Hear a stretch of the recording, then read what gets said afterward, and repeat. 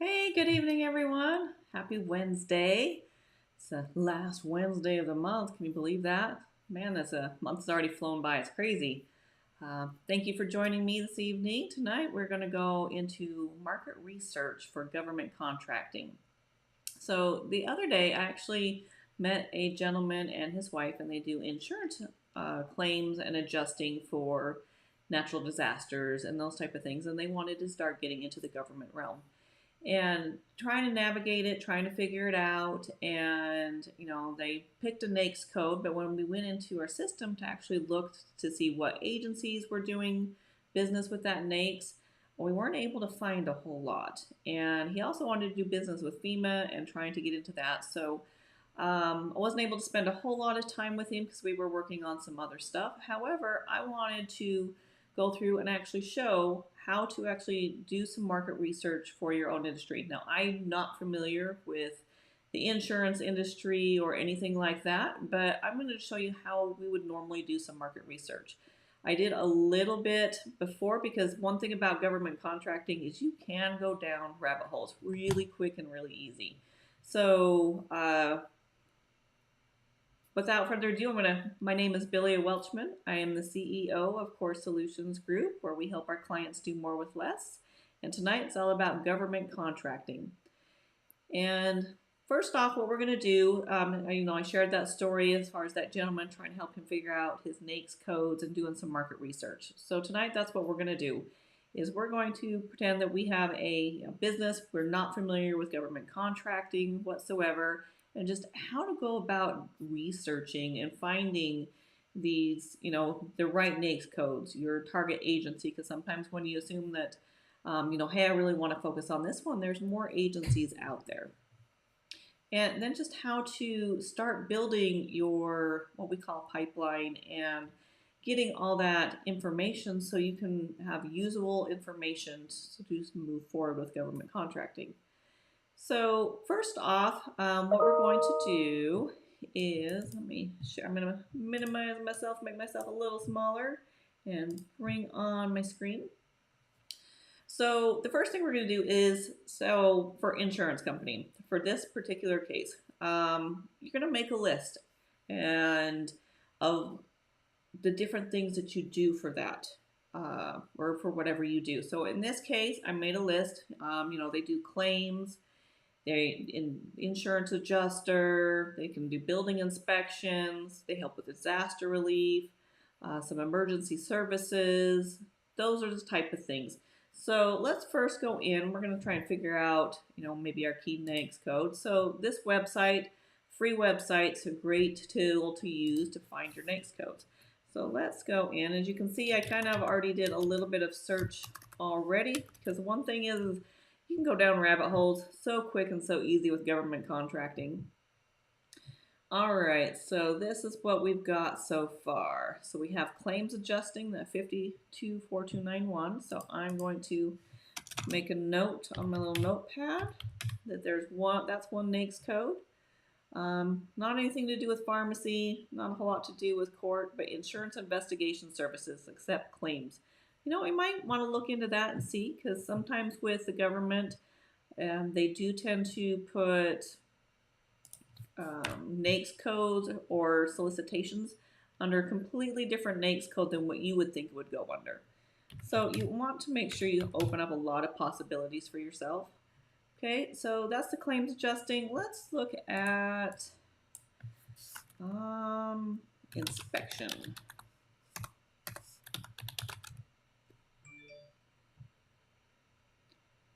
All right, regulation, licensing, inspection, miscellaneous commercial sectors. However, right here it says building inspections, government. So let's plug that one in. We're going to use, take that as one of the NAICS codes. So, and let's see if there's anything for disaster. All right, so emergency and other relief services. So we're going to try and put this one in there too. 0. Maybe waste management, because you are going to, sometimes with insurance, whatnot, you might be doing removals as well. So let's plug that one in. Let's see. 2998. And okay, so we've got us a few that based off of the list that we kind of talked about, the claims, insurance adjuster, building inspection, just some of the things that normal, that they might do for their company. Okay, so now what we're going to do is you can go to other sites. I have other videos up about some of the other sites like FPDS, USA Spending, that you can do a lot of research in. The one thing about this, and I'll try not to go down a rabbit hole, it's really, really easy with government contracting to go down different rabbit holes. So we're going to try and keep on focus. But I want to show you our market analysis tool. And we're just going to plug in some of these codes. So the first one, and this is the one that actually the gentleman had, was this first one, and was claims adjusting. So as you can see, nothing came up so far for 2024. That's okay. Let's search for another year. Let's go back 1 year and see if anything pops up that way. We do. It looks like Department of Justice did 104,000. Okay, doesn't seem quite right. Let's go back 1 more year just to see maybe, we're missing something. Still, again, they did 2 million. So what we're going to do is we're going to plug in some of these other NAICS codes that we just pulled. So actually,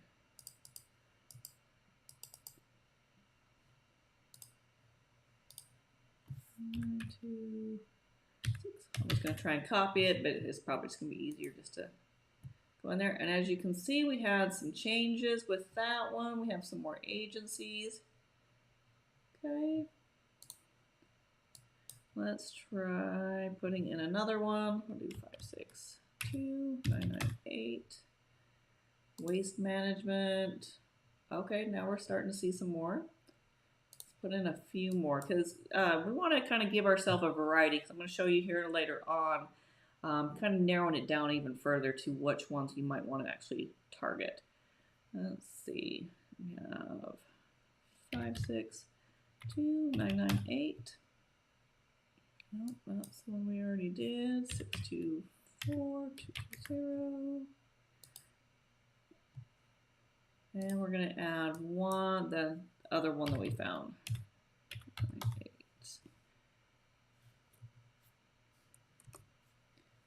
All right, so now we have a whole lot more information that we can actually pull from. Okay, so I'm actually going to take it back to 2023. Hey Kim, thanks for joining me. Appreciate you jumping on.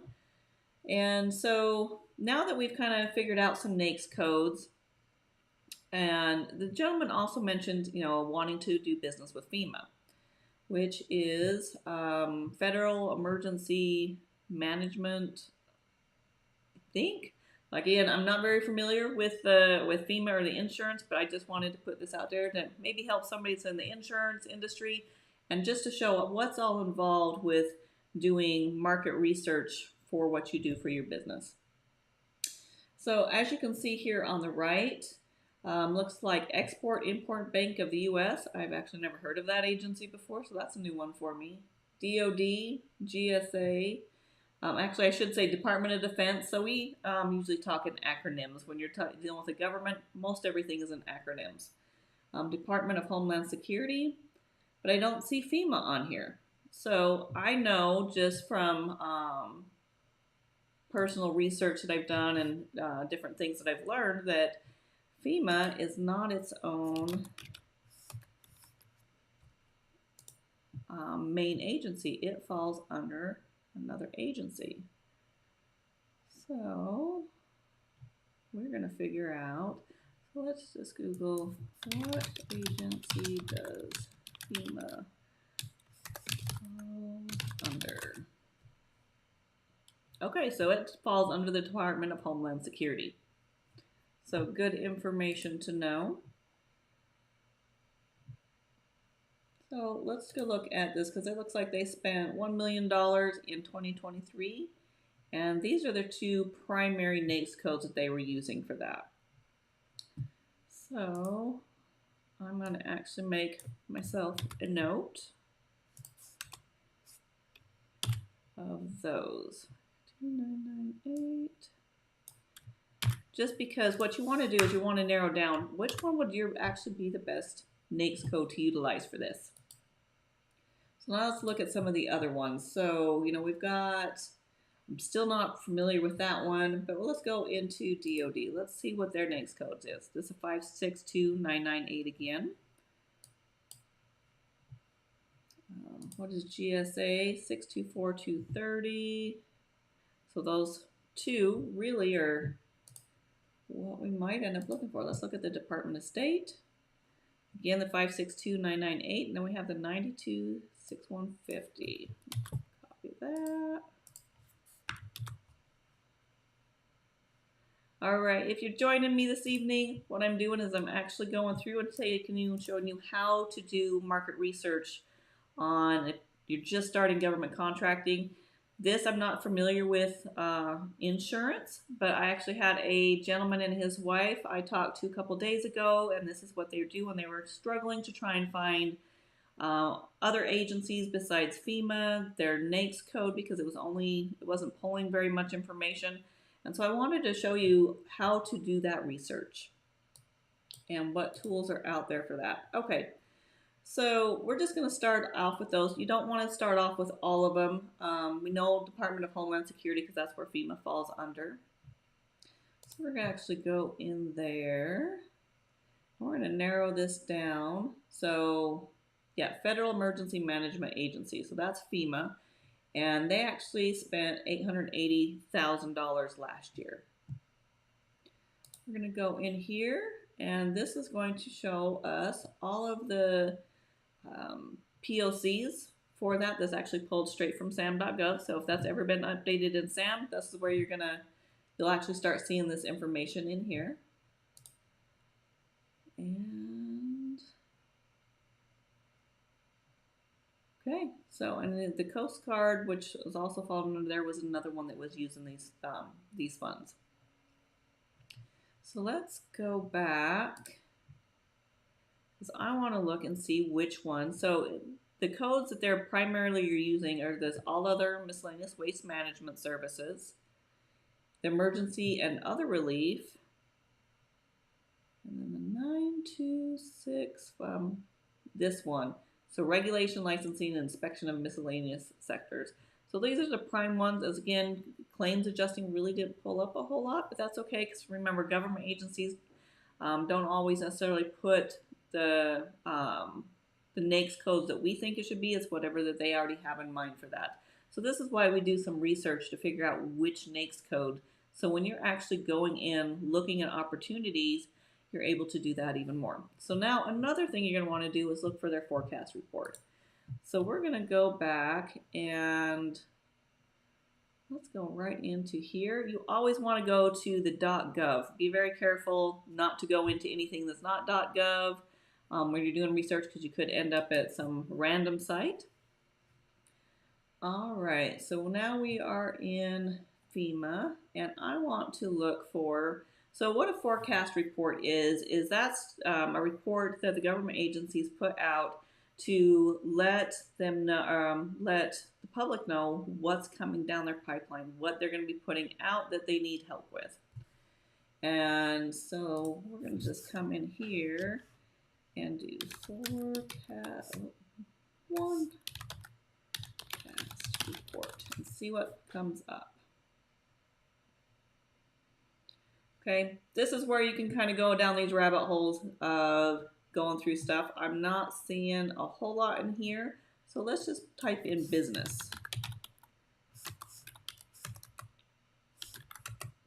And see what populates that way.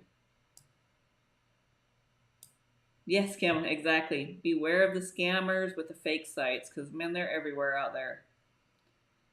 All right, so doing business with FEMA. So we're going to follow that link. And this is going to take us to how to do business with FEMA. I do know that is a process. If I remember correctly, you do have to register with FEMA, and they have a window that you can register per year. When that is, I don't know. And any more details on that, I'm not sure. But it is a process. As you can see, it's going to give you A lot of information. The one thing is when you're researching your target agencies, make sure that you're really learning about them. You want to make sure you understand who they are, what they do, especially if you go to networking events or if you contact them. You want to know a little bit more about them instead of just calling and saying, "Hey, I want to know more about you." When they're going to say, "Well, reference our website. Here's where all the information is." Now, they most of the time are willing to help you if you've already done your research. Say you've got in here, you just can't find it, the forecast report, and if you start telling them I went here and here and here and couldn't find it, they're more than likely to help you. But please do your research before you reach out to them. They are very busy, and we want to make sure that we respect their time as much as we would like our time respected as well. So we're going to find, as Kim mentioned, their strategic plan, and that is where we're going to find their forecast report. Let's see, contract opportunity site. All right, here we go. So, excuse me. So as they said, you can find stuff on SAM. There's Unison Marketplace as well. And then we have the Department of Homeland Security Planning Forecast System. Excuse me. So this is where we're going to go. We're going to go look at this forecast. Okay, let's see. Acquisition forecast records for DHS. DHS is Department of Homeland Security. We're going to browse all these records. Now this is where you can actually end up going down a rabbit hole yet again. And so what you want to do in here, so for instance, we want to work with FEMA. So I'm just going to come over here because there's this quick search over here. Let's just type in FEMA and see what pops up. So there is a fair amount in here for FEMA. You'll see over here you can search by specific NAICS codes. So let's pop in one of those key NAICS codes and see if anything comes up. No, oh, well, it's not going to have a matching record because I have that in front of it. Nothing for that one. Let's try this next one. Remediation services.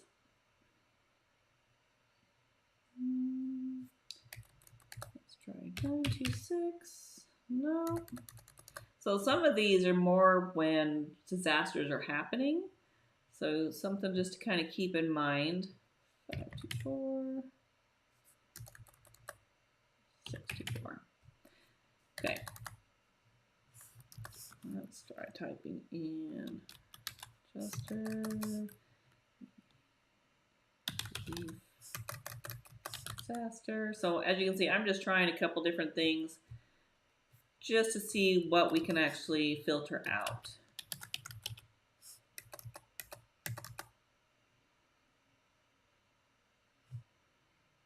All right.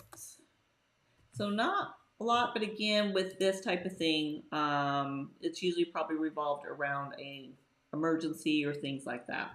But as you can see, you can kind of come down through here, kind of scroll through as well, see what's out there, see if there's something that you could do or you could help do, and make note of it. So on these, they're going to tell you what their number is. It's called, they have it in here as the APFS number. It could be what they are utilizing in SAM.gov or Unison Marketplace. The title, so what they're looking for, that NAICS code that they're going to tie to it, and whether it's a new requirement or a follow-on to an existing contract, the place of performance, the estimated dollar range as well, and then when they anticipate that solicitation going out. You can also do some filtering in here. Let's just see. Looks like they just published some stuff not too long ago. Looks like they're trying to do some education, disaster satellite contingency operations. So, that might be something. So again, you're just going to scroll down. You're going to want to make notes. You're going to want to have anything that you're interested in. And the one thing of the system of GovCon Core Apps is we have what we can go into the agencies. So we're going to go in, we're going to go Department of Homeland Security because that's where FEMA is. And let's see, we're right here, Federal Emergency Management Agency. We're going to click in here, and as you see, here's the POCs again. But let's say we just want to add some capabilities. So, what was in there? We'll just put legal services for right now. Okay, estimated date. I really didn't pay attention, so we're just going to put that in there. I want to say it was around 50,000. We're going to go back in. It's that NAICS code. So 1 million to 2 million.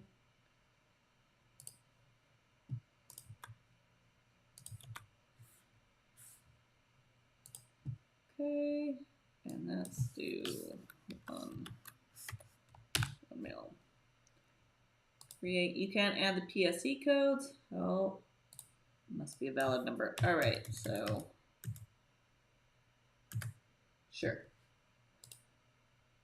All right, so now you have that information. You can plug a lot of this information in and keep track of that, whether it's in this system or any other system that you've got going as well. You want to keep track of when these notices are coming out and estimate dollar amount so you can start watching in SAM. The other thing is you want to start reaching out to these agencies and asking for more information, going, hey, I see this out here.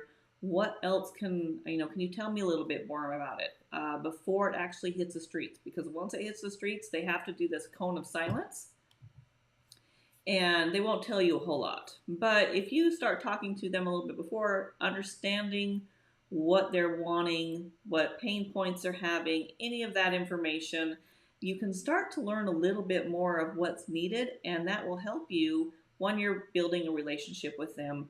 Two, you're also gathering information and intel is what we call it, to also be able to, when you're writing up the proposals, you know more in depth of what they're looking for. You can do a lot more strategic planning that way, and it'll help you when you're bidding on contracts as well. And if you've been in front of them a lot, send in your capabilities statement or your capabilities brief.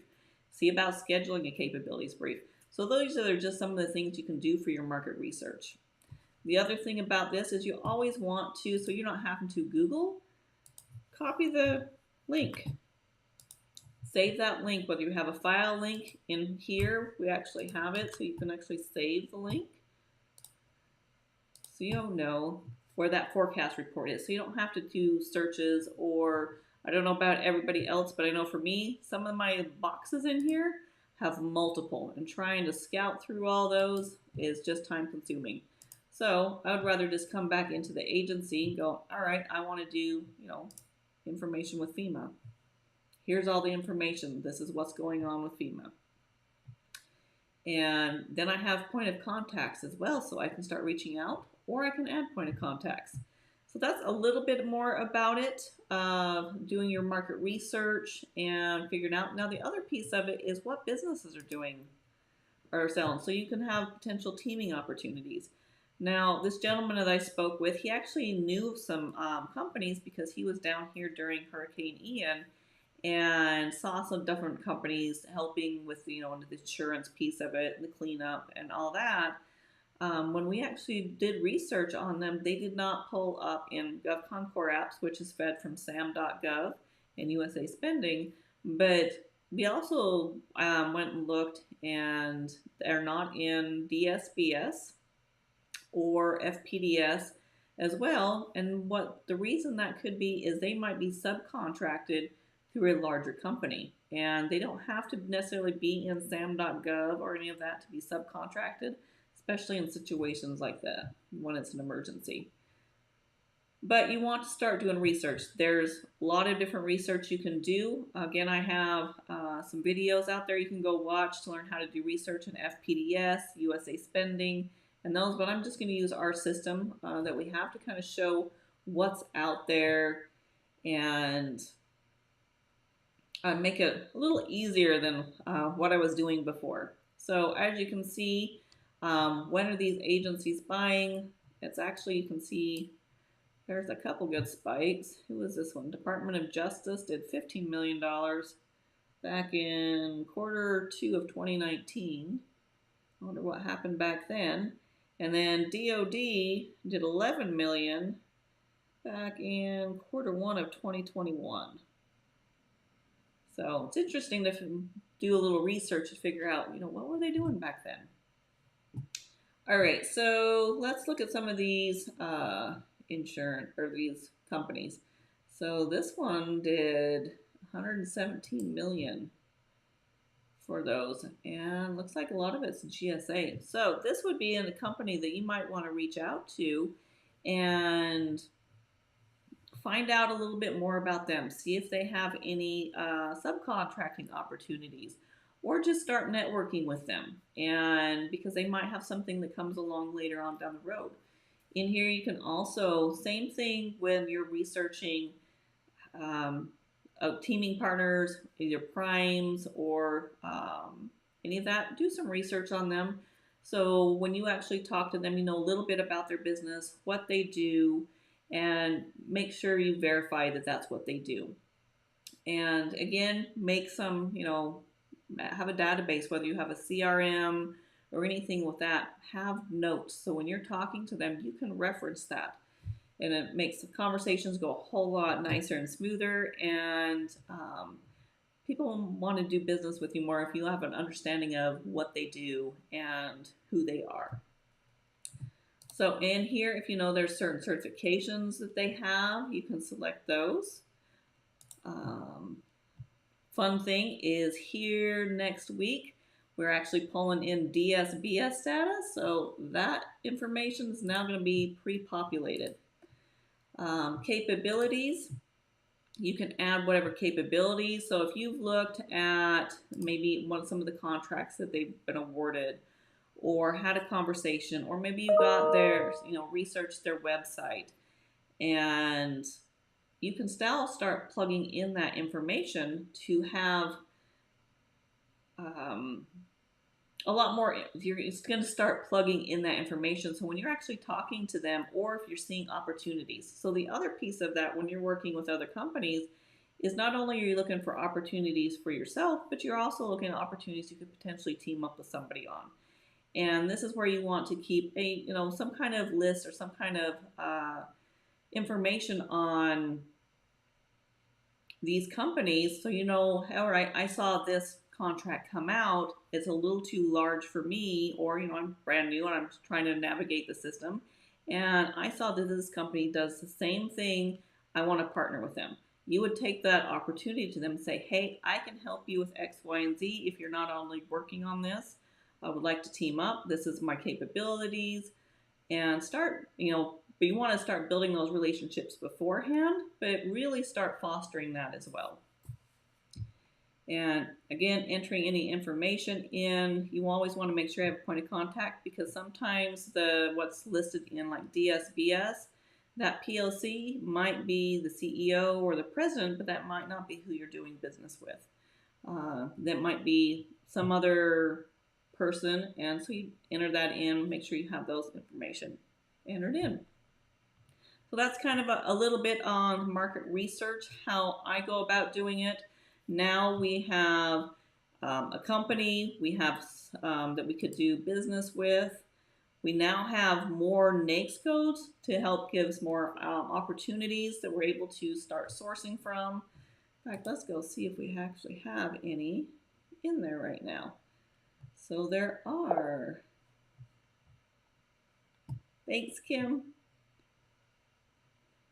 Let's see, I'm going to make this smaller for some reason. I can't quite see my screen to bring over. There we go.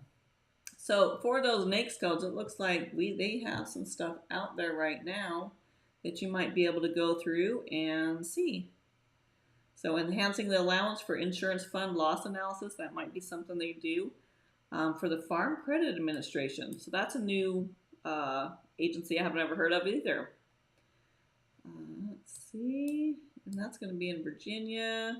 So again, now you know kind of how I do some of my research when I'm looking for things. and different strategies to hopefully help you as well. So again, utilize the free resources out there, figure out your NAICS code, look at a bunch of them, and do some research to figure out which NAICS codes are going to be the best to utilize. Get information about those agencies, picking like top 1 to 3 agencies. You really don't want to do a whole lot more than that. And in those big agencies, remember, they're sub-agencies, because Department of Homeland Security is the big agency. FEMA is one of those sub-agencies. And then same thing with when you're dealing with other businesses, potential primes, do your research on them as well. So thank you again for joining me, Kim. I appreciate you jumping on. Anybody that's watching this as a replay, please type replay in the chat. Would love to see everybody that watches this. Also, if you have any questions or if you want me to cover anything else, please feel free to reach out to me. I'd love to help people and do some more lives like this to hopefully help some others. And